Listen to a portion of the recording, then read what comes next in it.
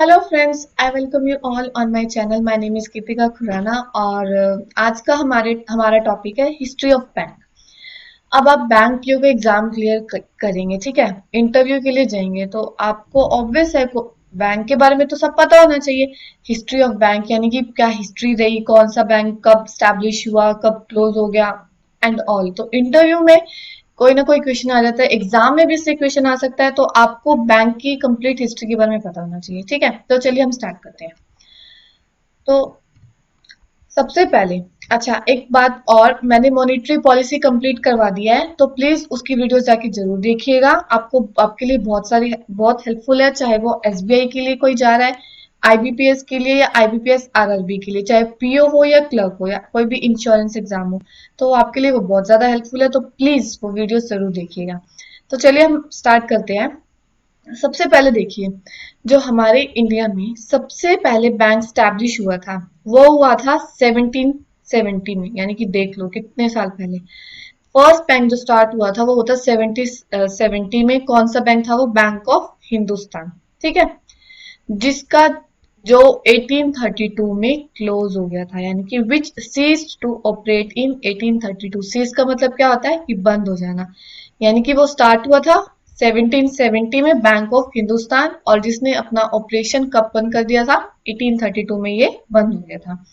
जिसका हेडक्वार्टर का था कैलकाटा में, जिसको अब हम कोलकाता कहते हैं। तो पहले कोलकाता को कैलकाटा कहा जाता था, इवन अभी भी कहते हैं। तो इसका हेडक्वार्टर कैलकाटा में था। इसके बाद और भी बैंक्स आए और फिर वो बंद हो गए, फेल हो गए। तो जो फिर आया एक जनरल बैंक ऑफ इंडिया 1786 में, यानी कि ये 1770 में आया, तो उसके 16 साल के बाद ये आ गया, जिसने अपना ऑपरेशन कब बंद कर दिया था काम करना, यानी कि 1791 में काम करना बंद कर दिया था, यानी कि सिर्फ 5 साल के बाद ये बंद हो गया। उसके बाद आया उप कमर्शियल बैंक, जिसने, जो कि फर्स्ट कमर्शियल बैंक था इंडिया का, 1881 में आया और 1958 में इसने ये बंद हो गया, ठीक है। फिर उसके बाद थ्री बैंक्स आए। कौन कौन से? Bank of Bengal, bank of Bombay और बैंक ऑफ मद्रास।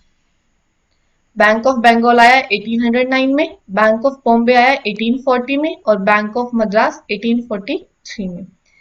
हुआ क्या था कि जो बैंक ऑफ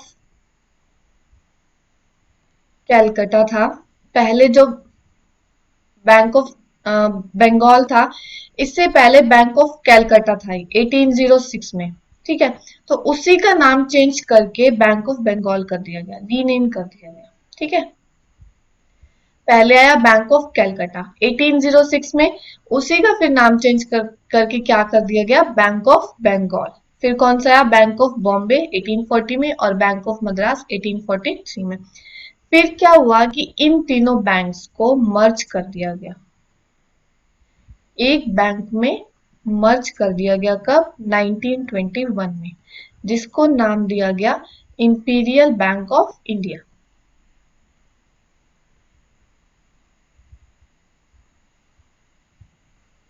ठीक है।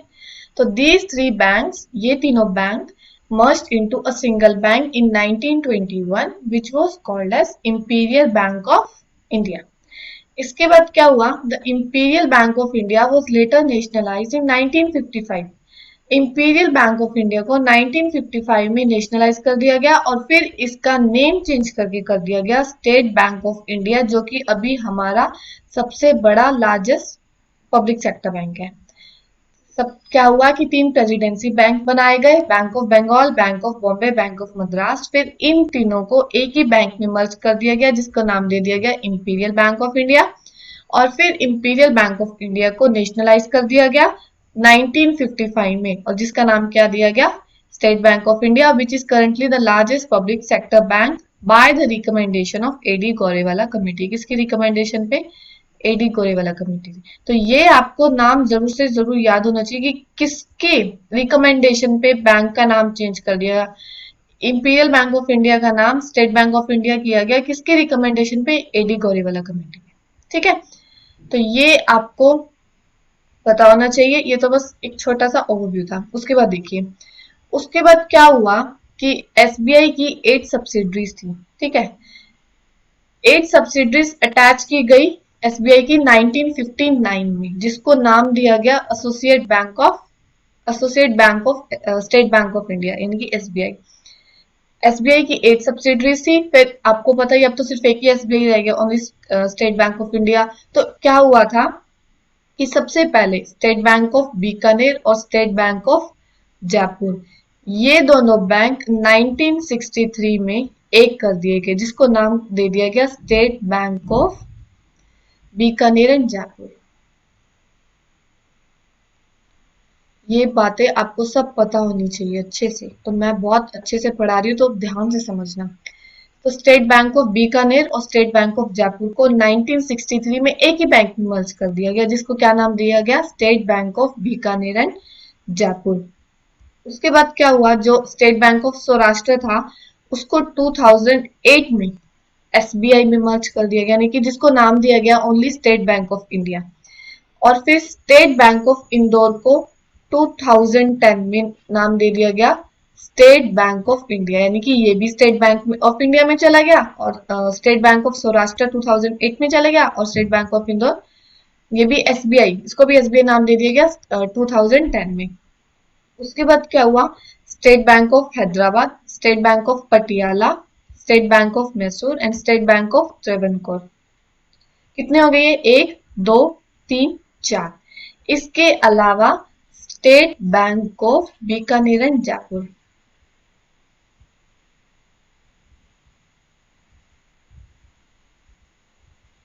कितने हो गए अभी, ये पांच, टोटल पांच हो गए।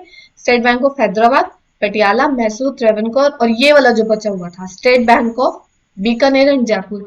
इन पांच बैंक को, एक तो पांच ये एसोसिएट बैंक हो गए, प्लस एक और था भारतीय महिला बैंक।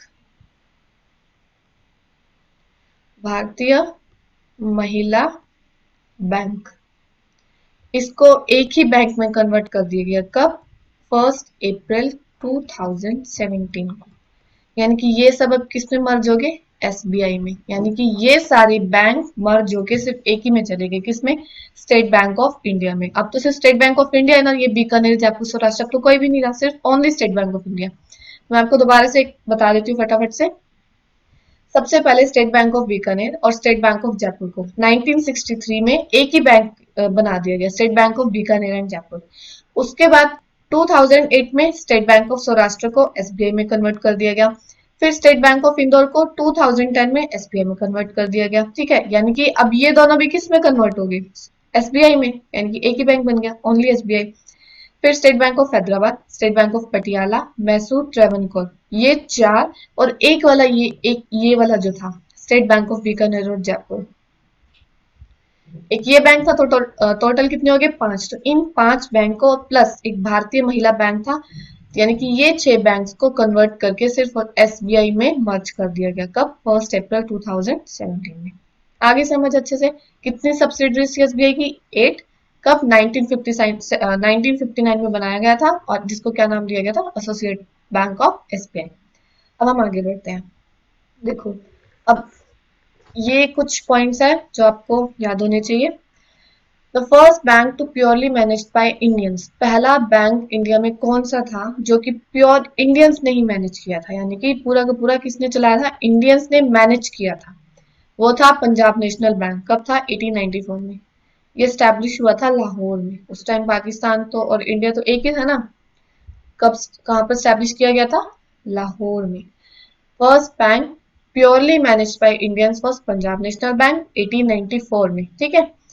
और first Indian commercial bank which was wholly owned and managed by Indians, यानी कि होली ओन्ड यानी कि इंडियंस ने ही बनाया था और मैनेज भी इंडियंस ने किया था, वो था सेंट्रल बैंक ऑफ इंडिया। कब बनाया गया था, 1911 में। फिर उसके बाद सेंट्रल बैंक ऑफ इंडिया को क्या नाम दिया गया, इसको नाम दिया गया फर्स्ट स्वदेशी बैंक ऑफ इंडिया। स्वदेशी बैंक ऑफ इंडिया क्यों बोला गया, क्योंकि ये पूरे कंप्लीट इंडियंस का ही था और मैनेज भी इंडियंस ने ही कर रखा था, इसलिए सेंट्रल बैंक ऑफ इंडिया को स्वदेशी बैंक भी कहा गया।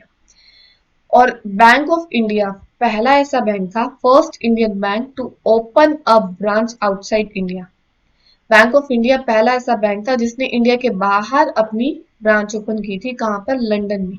इन 1946 में। तो ये सारी पॉइंट्स आपको याद होने चाहिए, पेपर में ये आ सकता है कि फर्स्ट स्वदेशी बैंक ऑफ इंडिया किसको कहा गया, या फिर पहला ऐसा कौन सा बैंक था जिसने अपना जो ब्रांच है इंडिया के बाहर ओपन करी थी, कौन सा था, बैंक ऑफ इंडिया। पहला बैंक कौन सा था which was managed by Indians, तो कौन सा था, पीएनबी। तो पहला कमर्शियल बैंक कौन सा था जिसने which was wholly owned and managed by Indians, central bank of India. ठीक है, तो अब आगे चलते हैं। उसके बाद क्या हुआ, 1969 में 14 banks with minimum capital of ₹50 crore were nationalised on 19th of July 1969। यानी कि 14 बैंक्स को नेशनलाइज किया गया। ठीक है, कब, 19th जुलाई 1969। ये सारे 14 बैंक्स हैं। ठीक है, ये सारे बैंक्स है 14, इनको 1969 में क्या किया गया, नेशनलाइज किया गया, जिसकी मिनिमम कैपिटल कितनी थी, 50 करोड़। इसके बाद क्या हुआ, और जिनकी मिनिमम कैपिटल थी 200 करोड़, उनको नेशनलाइज किया गया 15 अप्रैल 1980 को। यानी कि जो 14 बैंक्स जिनकी मिनिमम कैपिटल 50 करोड़ थी, उनको तो 1969 में नेशनलाइज किया गया, और जिनकी कैपिटल 200 करोड़ थी, उनको 1980 में नेशनलाइज किया गया। वो 6 बैंक ये वाले हैं। यानी कि 14, ये वाले 14 बैंक, और ये वाले कितने हो गए, 6, टोटल कितने हो गए, 20। ठीक है, उसके बाद क्या हुआ, New Bank of India was merged in PNB on 4th of सितंबर 1993। अब न्यू बैंक ऑफ इंडिया को पीएनबी में मर्ज कर दिया गया। टोटल कितने थे हमारे पास बैंक, 20। अब एक बैंक चला गया, कितने रह गए, 19। ठीक है, उसके बाद विजय बैंक एंड देना bank was merged in bank of Baroda on 1st April 2019। 1st अप्रैल 2019 को विजया बैंक और देना बैंक को बैंक ऑफ बड़ौदा में मर्ज कर दिया गया। यानी कि दो बैंक और मर्ज हो गए, दो बैंक और एक ही में मर्ज हो गए, तो कितने रह गए, 17। उसके बाद क्या हुआ, 10 public sector undertakings banks have been amalgamated into 4 banks from 1st April 2020। ये तो आप सबको पता ही होगा कि 2020 में 1 अप्रैल को बाकी के जो बैंक्स थे, यानी कि 7 बैंक्स को 4 बैंक्स में कन्वर्ट कर दिया गया। यानी कि 7 चले गए, इन 7 को किस में किया गया, 4 में कन्वर्ट कर दिया गया। रह कितने गए, 10। सॉरी, मैंने गलत बोल दिया, एक सेकेंड, जस्ट एक सेकेंड रुको।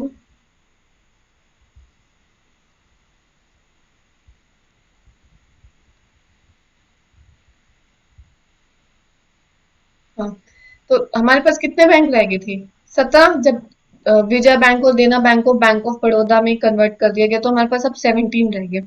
अब क्या हुआ कि 10 public sector undertaking banks have been amalgamated into 4। अब 10 को कर दिया गया, 10 को कर दिया गया किसमें, 4 बैंक्स में कन्वर्ट कर दिया गया। बाकी के कितने रह गए, 7। यानी कि 7 बैंक तो इधर से रह गए, 4 जो 10 बैंक को जो 4 में कन्वर्ट किया गया था, 4 ये, यानी कि 7 और 4 कितने हो गए, 11। यानी कि टोटल 11 बैंक्स जो है अभी हमारे पास नेशनलाइज्ड है। 11 तो ये सब हो गए, इसमें एसबीआई नहीं है अभी।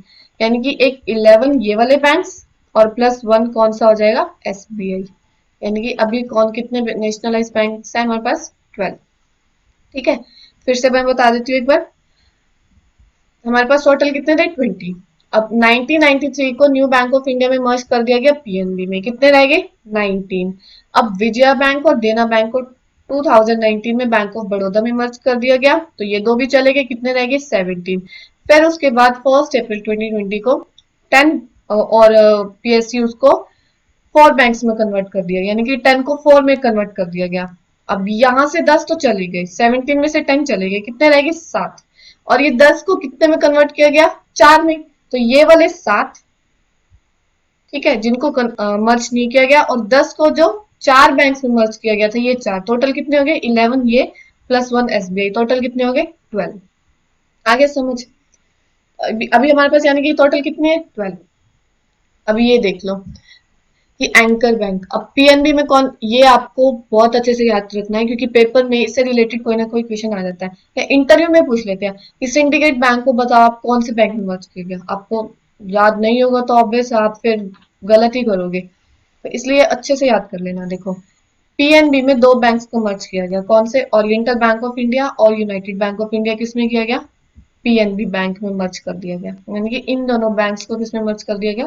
पीएनबी में। ओरिएंटल बैंक ऑफ इंडिया और यूनाइटेड बैंक ऑफ इंडिया। इसके बाद सिंडिकेट बैंक को मर्ज कर दिया गया किसमें? कैनरा में, यानी कि अब एक पीएनबी रह गया, एक दो इनको किसमें मर्ज कर दिया गया? पीएनबी में। एक ये रह गया सिंडिकेट बैंक, ये दो बैंक है, सिंडिकेट बैंक को किसमें मर्ज कर दिया गया? कैनरा बैंक में। एक इधर से ये रह गया। आंध्रा बैंक और कॉर्पोरेशन बैंक को किसमें मर्ज कर दिया गया? यूनियन बैंक ऑफ इंडिया में। एक इधर से ये रह गया, ठीक है, यानी कि इन दोनों को एक ही में मर्ज कर दिया गया, एक ये रह गया। अलाहाबाद बैंक को किसमें मर्ज कर दिया गया? इंडियन बैंक में। एक ये रह गया। एसबीआई का मैंने बता दिया आपको कि कितने कितनी सब्सिडरीज थी, 8 सब्सिडरीज में एक ही में कन्वर्ट कर दिया गया ना, एक ही में मर्ज कर दिया गया, ठीक है। तो ये एक ये हो गया। और दूसरा, और बैंक ऑफ बड़ौदा मैंने आपको बता दिया, इसमें कौन कौन से मर्ज किए गए थे? एक तो विजया बैंक और एक देना बैंक। इन दोनों बैंक को बैंक ऑफ बड़ौदा में मर्ज कर दिया गया। ये कितने हो गए? एक ये रह गया, यानी कि कितने हो गए ये? एक दो तीन चार पांच छह, ठीक है, छह ये। उसके बाद क्या हुआ? जो अभी इंडिपेंडेंट बैंक है जिनको अभी किसी में मर्ज नहीं किया गया, यानी कि ये अपना अकेले ही काम कर रहे हैं, कौन कौन से? Bank of India, central bank of India. ये सेंट्रल बैंक ऑफ इंडिया को आप आरबीआई मत समझ लेना, central bank of India RBI नहीं है, मतलब ये कोई और वैसे पब्लिक सेक्टर बैंक है, ठीक है, आरबीआई नहीं है। वैसे आरबीआई को हम सेंट्रल बैंक कहते हैं, लेकिन ये सेंट्रल बैंक वो नहीं है, जो आप आरबीआई नहीं है, ये पब्लिक सेक्टर बैंक है। Indian overseas bank, UCO bank, bank of Maharashtra और पंजाब एंड सिंध बैंक, ये सारे बैंक है जो इंडिपेंडेंट वर्क कर रहे हैं। कितने हो गए ये? एक दो तीन चार पांच छह इधर से, एक दो तीन चार पांच छह, छह इधर से, टोटल कितने हो गए? 12, यानी कि अभी हमारे पास कितने पब्लिक सेक्टर बैंक है? 12।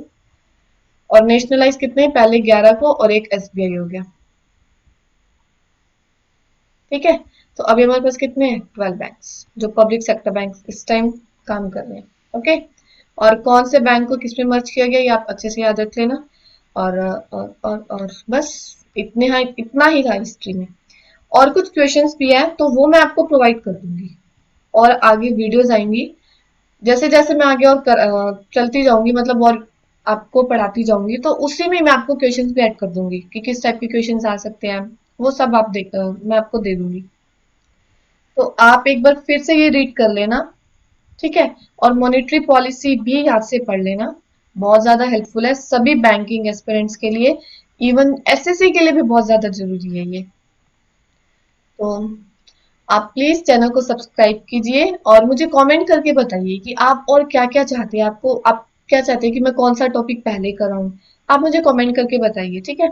और आप वीडियो को लाइक भी कीजिए और अपने फ्रेंड्स को भी शेयर कीजिए। देखो, शेयर करने से ना एक फायदा होता है, अगर आप अपने फ्रेंड्स को भी शेयर करें ना वीडियो, तो आप उनके कांटेक्ट में रहेंगे, तो आपको पता लगता रहेगा कि वो किस तरीके की तैयारी कर रहे हैं, आपसे वो आगे चल रहे हैं या पीछे चल रहे हैं।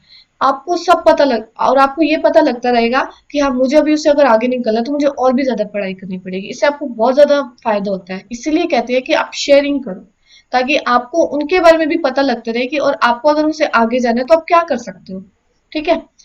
तो आप सब्सक्राइब कीजिएगा चैनल को और वीडियो को लाइक कीजिए, शेयर कीजिए और मुझे कमेंट करके जरूर बताइएगा कि आपको कैसी लगी और आप कौन सा टॉपिक चाहते हैं कि मैं पहले कराऊं, ठीक है। और थैंक यू फॉर वॉचिंग मी। और एक बात और, आपको इसकी पीडीएफ नीचे डिस्क्रिप्शन बॉक्स में मिल जाएगी, आप वहां जाके डाउनलोड कर लीजिएगा, ठीक है। Okay, thank you.